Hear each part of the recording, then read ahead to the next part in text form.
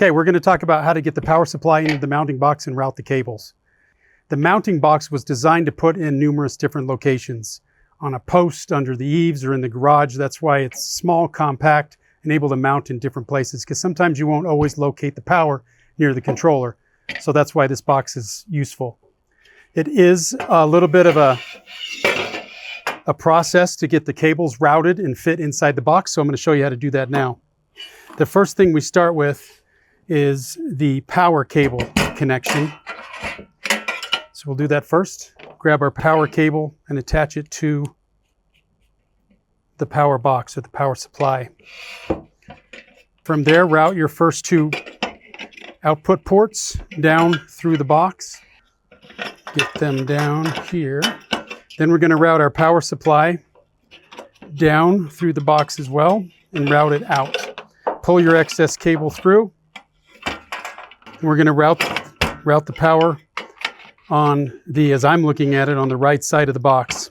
Now begin to push the power box through with the power cable till it's already there.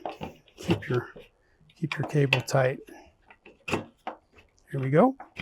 Okay. Now we only need one of these two ports, so I've got one of them already sealed. So get that sealed in case, especially if you're using this outdoors. We'll deal with that in a second. For your other port, you'll grab your dongle that will fit directly to the controller in this case. There is another dongle that'll fit directly to lights if you are going that direction. Get those lined up, plugged in, and sealed shut. Then run this cable halfway up the box and your controller cable halfway to meet in the middle, and then get them both connected. Get them sealed closed. From there, you can pull your excess cable out, and your controller can now mount above the power box with only one line exiting, and then one line up to your main first light section. From there, it's time to do a little wire management. Let's figure out the best way to do this here. And push that down there. And that down there.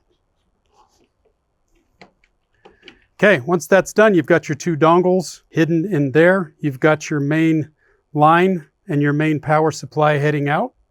From here, you can close it, lock it, and you're ready to go. If you've got too much excess cable, that can also be twist tied and put in there as well, or twist tied near the outlet, whichever you prefer.